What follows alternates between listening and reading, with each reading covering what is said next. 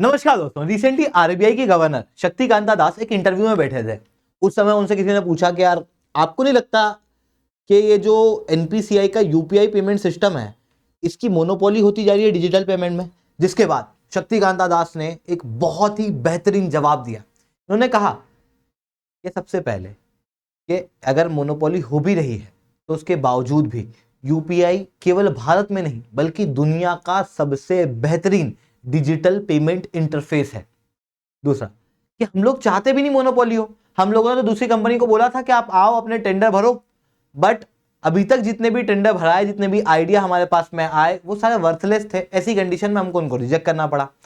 तो दोस्तों इस सेशन के अंदर मैं शुभेंद्र सिंह चौहान आप लोगों से डिस्कस करूंगा कि किस तरीके से यूपीआई बना था, यूपीआई का फॉर्मेशन किस तरीके से हुआ और आज ये कैसे इवॉल्व हो रहा है और कैसे दुनिया का सबसे बेहतरीन पेमेंट सिस्टम के रूप में ये उभर के आ रहा है। इसे चर्चा करेंगे, बट उसके पहले आप लोग मेरे साथ में SRC10 टेलीग्राम ग्रुप के ऊपर जुड़ सकते हो। मेरे क्लास की अपडेट, पीपीटी, पीडीएफ सब कुछ आपको हमें मिल जाता है। इसके अलावा दोस्तों अगर आप लोग को यूपीएससी सीएससी की तैयारी करना है, इंडिया के टॉप एजुकेटर से ऑफलाइन क्लासेस के अंदर पढ़ना है ना, तो अनअकैडमी की ऑफलाइन क्लासेस जो है वो दिल्ली करोलबाग के अंदर खुल चुकी है और मुखर्जी नगर के अंदर भी, वहीं प्रयागराज के सिविल लाइंस के अंदर भी बैचेस जो हैं वो शुरू हो चुकी हैं और कुछ शुरू होने वाली हैं। 27 जनवरी से करोलबाग के अंदर बैच शुरू होगी, 4 जनवरी से प्रयागराज के अंदर शुरू हो चुकी है और 30 जनवरी से मुखर्जी नगर के अंदर। अगर आप इन बैचेस के अंदर एनरोल करना चाहते हो ना, तो नीचे मैंने एक काउंसलिंग फॉर्म दिया हुआ है, उस काउंसलिंग फॉर्म को भरना। हमारी टीम आपको रीच आउट करेगी और आपको पूरी तरीके से आपकी प्रिपरेशन के अंदर गाइड करेगी, आपको बताएगी आपको कैसे पढ़ना है, किस तरीके से पढ़ना है, क्या क्या पढ़ना है। इवन इन बैचेस के अंदर आपको क्या मिलेगा, इन सारी चीजों के ऊपर आपको गाइडेंस दी जाएगी। उस काउंसलिंग फॉर्म को भरने के और भी कुछ फायदे हैं। पहला फायदा उस काउंसलिंग फॉर्म को भरने का यह है कि आपको डेमो क्लासेस दी जाएंगी अनअकैडमी की फ्री ऑफ कॉस्ट, जो ऑफलाइन में कहीं नहीं होता। दूसरा, आप कोई भी अनअकैडमी का सब्सक्रिप्शन लेते हो, चाहे वो यूपीएससी का हो, चाहे वो कोई भी गवर्नमेंट एग्जाम का हो, चाहे वो आईआईटी जेईई का हो, कोई भी हो, उसके अंदर आपको एक्स्ट्रा डिस्काउंट मिलेगा 40% तक का। इतना ही नहीं दोस्तों, अगर आप वो काउंसलिंग फॉर्म भर के जाते हो, मतलब आप हमारे स्टूडेंट हो, आपको पूरा वीआईपी ट्रीटमेंट मिलेगा। तो उस काउंसलिंग फॉर्म को भरना, वहां पर ना कोड पूछेगा, तो वहां पर ना रेफरेंस के अंदर कोड में SRC10 वाला ऑप्शन जो है वो चूज कर लेना। ठीक है, चलिए अब दोस्तों समझने का प्रयास करते हैं यहाँ पर क्या हुआ है। एनपीसीआई के ऊपर बात करते हैं। सबसे पहले क्या हुआ था कि यूपीआई, ऐसा लग रहा था सारी बैंकों को मिलकर कि यार कोई सा कैसा पेमेंट सिस्टम होना चाहिए ना जिससे ऑनलाइन पेमेंट कर सकें लोग। क्योंकि दिक्कत क्या हो रही है कि उस समय पर लोग जो है वो बैंक में आते थे, लाइन में लगते थे, फिर उसके बाद लाइन खत्म होकर डेस्क तक पहुंचते थे कि भैया पेमेंट निकालना था, तो वो बोलता था कि 9 नंबर की खिड़की पे जाओ, आप गलत लाइन में लगे थे। फिर आदमी वहां से निकलता था, फिर दूसरी लाइन में जाता था, वहां से पेमेंट निकालने जाता था। मतलब बहुत समस्या थी यार बैंक में। मतलब अगर आदमी को पैसा जमा करना या निकालना, उसके लिए ना उसको एक दिन पूरा बैंक में ही लगाना पड़ता था, एक खिड़की से दूसरी खिड़की, एक फॉर्म से दूसरा फॉर्म, बस वही भरता रहता था वो, तब जाके पेमेंट निकलता था, पर तब जाके पेमेंट ट्रांसफर होता था। ऐसी कंडीशन में 2000 के समय जब इंटरनेट का दौर शुरू हो चुका था, तो लग रहा था कि यार बैंकिंग के अंदर भी इंटरनेट का एक अच्छा उपयोग हो सकता है। जिसके बाद लगभग 10 बैंक हैं साथ में आई और उन्होंने एनपीसीआई बनाया, national payment corporation of India. क्यों बनाया? क्योंकि देखो, अगर ये 10 बैंक अपने अलग अलग सिस्टम बनाती ऑनलाइन पेमेंट के, अलग अलग रिसर्च करती, तो सबके अलग अलग पैसे लगते, सबके टेप्लीकेशन ऑफ एफर्ट होते हैं। तो बोले ऐसा क्यों करें, एक साथ मिलके ये कंपनी बना लेते हैं, उस कंपनी के अंदर रिसर्च डेवलपमेंट होता रहेगा, नई नई चीजें आएंगी, उसको हम लोग यूज कर लेंगे। ऐसी कंडीशन में 10 बैंक मिलके 100 करोड़ रुपए लगाती है और एनपीसीआई बनाती है, जो कि एक नॉट फॉर प्रॉफिट कंपनी है। मतलब ये कंपनी के पास में कोई प्रॉफिट नहीं आता, ये कंपनी के पास में केवल उतना पैसा आता है जितना ये अपने एम्प्लॉय को दे सके, जितना रिसर्च एंड डेवलपमेंट में यूज कर सके। एक्स्ट्रा पैसा ये अपने पास में नहीं रखती। नॉट फॉर प्रॉफिट कंपनी ये बनाई गई थी। शुरुआत के अंदर 10 बैंक इसके स्टेक होल्डर थे, बाद में फोन पे, गूगल पे, अमेजॉन पे, इन सबको भी शेयर होल्डर यहां पर बनाया गया था। इसी एनपीसीआई ने एक रिवॉल्यूशन किया, यूपीआई, यूनिफाइड पेमेंट इंटरफेस बनाया। अगर आपको याद होगा, गूगल पे, फोन पे के दौर के पहले पेटीएम चलता था। उस समय पर पेटीएम का एक वॉलेट होता था, पहले उसके अंदर पैसे डालो, फिर वही पैसे को आप यूज कर सकते हो। और कोई पैसा अगर आपके पेटीएम में वॉलेट में आया है तो उसको अगर अकाउंट में डालना है तो ऐसी कंडीशन में एक्स्ट्रा चार्जेस लगते थे। तो यहां पर क्या एक्स्ट्रा एफर्ट हो गया ना कि आदमी पहले अपने वॉलेट में डाले, फिर वॉलेट से पेमेंट करे। ऐसा क्यों ना करे कि बैंक अकाउंट से डायरेक्ट पेमेंट हो जाए। तो उसमें यूनिफाइड पेमेंट इंटरफेस जो है वो काम आया। ये एक प्रकार का इंटरफेस है जिसके आधार पे गूगल पे, फोन पे सब बने। क्योंकि आप अगर ध्यान से देखोगे ना, गूगल पे, फोन पे, इन सब के अंदर ऑप्शन लगभग सेम मिलेंगे आपको। जो गूगल पे में है वही फोन पे में, जो तरीका वहां है वो यहाँ है, क्योंकि इंटरफेस दोनों का सेम है, दैट इज यूपीआई। बाद में फिर यूपीआई के अंदर कई सारे इवोल्यूशन किए गए, क्योंकि शुरुआत के अंदर ना स्मार्टफोन यानी कि इस तरीके के फोन के अंदर यूपीआई पेमेंट था, गूगल पे, फोन पे। पर कोई मेरे जैसा गरीब आदमी हो जिसके पास में इस तरीके का फोन हो, तो वो क्या करे, वो तो पेमेंट ही नहीं कर सकता। फिर ना सबको लगा कि यार इसका भी कुछ सॉल्यूशन होना चाहिए, गरीब आदमी भी तो ऑनलाइन पेमेंट कर सके। क्योंकि बेसिक ऑनलाइन पेमेंट का ये है कि यार गांव के अंदर बैठा हुआ जो गरीब आदमी है उसको बैंक तक ना जाना पड़े अपने गांव से 10-12 किलोमीटर दूर। तो क्यों ना ऐसा करें कि उसके फोन में ही यूपीआई सिस्टम लेके आए। तो ऐसी कंडीशन में यूपीआई 123 पे लाया गया, जहां पर यूएसएसडी कॉल के जरिए आदमी जो है वो किसी को भी पेमेंट कर सकता है इन फीचर्ड फोन के माध्यम से।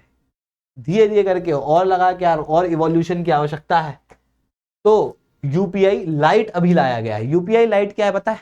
यूपीआई लाइट एक ऐसे प्रकार का सिस्टम है, वॉलेट टाइप से ही है, जिसके अंदर आप जब अभी यूपीआई से पेमेंट करते हो तो आपको बार बार पिन डालना पड़ता है।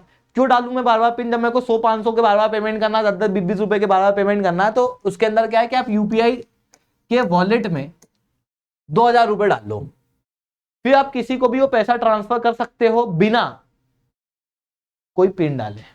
मैक्सिमम यहां पर 4000 रुपए तक ही आप दिन में पेमेंट कर सकते हो, और एक बार में आप 2000 रुपए तक ही डाल सकते हो। ऐसा ना हो ताकि कि आपका फोन चोरी हो जाए और आदमी जो है वो आपके यूपीआई लाइट से सारा लाखों का पैसा जो है वो यूज कर ले, है ना, किसी को भी पेमेंट कर दे। वैसा ना हो, उस कारण से यहाँ पे लिमिट सेट की गई है, ठीक है। इसके अलावा शुरुआत में जब आपने यूपीआई को देखा होगा तो यूपीआई के अंदर ऐसा कुछ खास था नहीं, बस ऑनलाइन पेमेंट कर सकते थे। धीरे धीरे करके क्यूआर कोड आ गया, धीरे धीरे करके पुश और पुल नोटिफिकेशन आने लगा। पुश मतलब क्या कि मेरे को पेमेंट करना है तो मैंने पेमेंट कर दिया, है ना, क्यूआर कोड स्कैन करके। एक होता है पुल।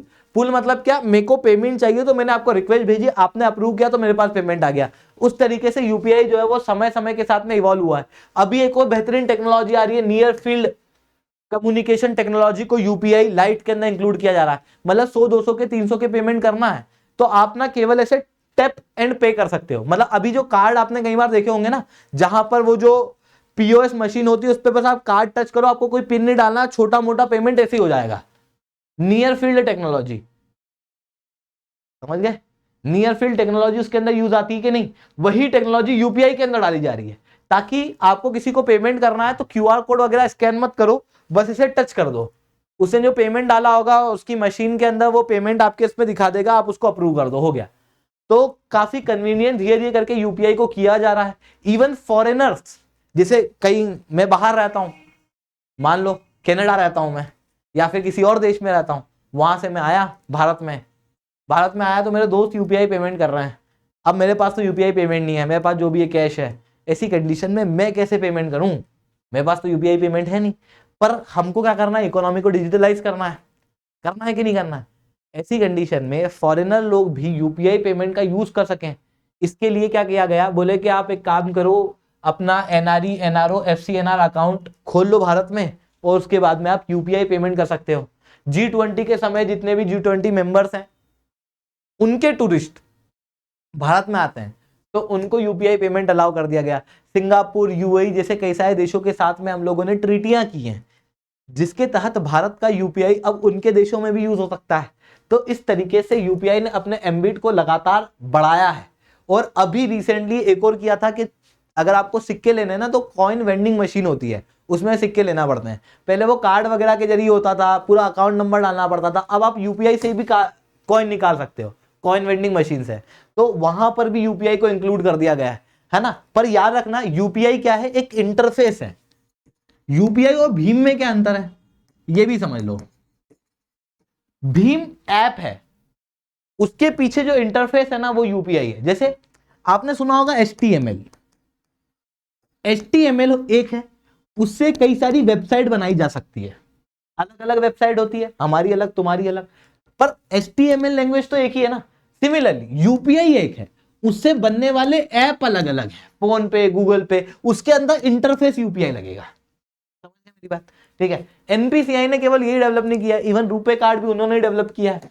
भीम, एनएसीएच जो बहुत बल्क में पेमेंट करने होते हैं वो स्विच इन्होंने डेवलप किया है। आईएमपीएस, इमीडिएट पेमेंट सिस्टम इन्होंने डेवलप किया है। इमीडिएट पेमेंट सिस्टम क्या है? ये सेटलमेंट सिस्टम है, बैंकों के बीच में सेटलमेंट। यूपीआई क्या इंटरफेस है, भीम क्या ऐप है।